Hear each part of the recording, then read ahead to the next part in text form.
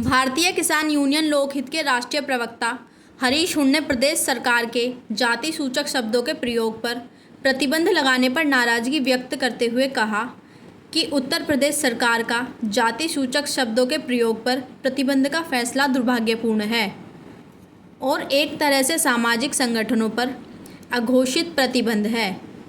उत्तर प्रदेश सरकार समाज हित में अपने निर्णय को वापस ले। किसान नेता हरीश हुड्डा ने मांग की कि प्रदेश सरकार यह स्पष्ट करे कि जाति सूचक शब्द पर कहां कहां प्रतिबंध रहेगा। जाति लिखे वाहनों का चालान, गांवों की सीमा पर गेट पर लिखे जाति नामों पर पुताई और रैलियों पर प्रतिबंध सरकार की अपरिपक्वता का परिचायक है। और जो एक सरकार ने ये फरमान जारी किया है, इस फरमान में अपरिपक्वता है।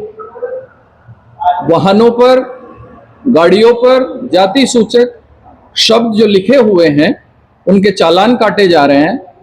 गांव-गांव में जिस गांव की जाति के लोगों ने मिलकर या तो अपनी जाति का कोई बोर्ड लगाया हुआ है या गेट बनाया हुआ है, उस पर भी जाति सूचक शब्दों को मिटाया जा रहा है। मतलब सरकार के फरमान से यह स्पष्ट हो रहा है कि जहां जहां भी जाति सूचक शब्द लिखे हुए हैं वो मिटाए जा रहे हैं। अब सरकार के इस आदेश में जो अपरिपक्वता है वो ये है कि सरकार स्पष्ट करे, अलग अलग जाति, अलग अलग बिरादरी और अलग अलग समाज ने एक लंबे समय से एक सामूहिक योगदान से बड़ी संस्थाओं को तैयार किया। अब हमारा सरकार से यह सवाल है कि इन संस्थाओं में जाति सूचक शब्द आ रहे हैं, इन संस्थाओं का क्या भविष्य है। अलग अलग समाज ने, अलग अलग जातियों ने अपने समाज को शिक्षित करने के लिए, समाज को पुष्पित और पल्लवित करने के लिए अपनी महासभाओं का निर्माण किया।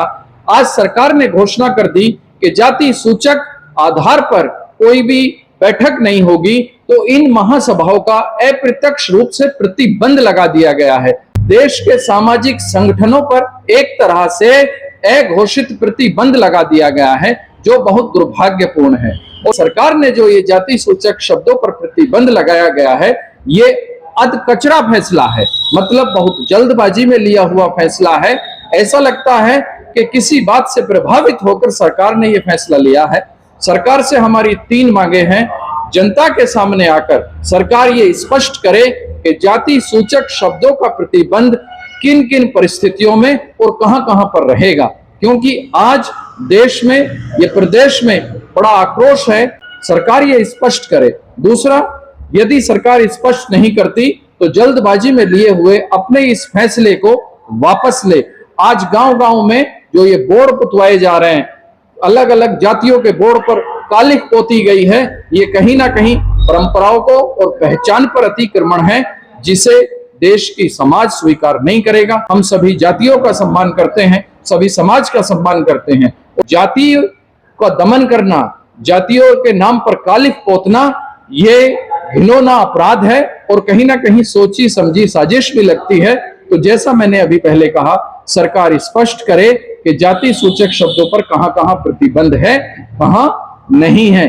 दूसरा, यदि सरकार यह स्पष्ट नहीं करती तो अपने इस फैसले को वापस करे।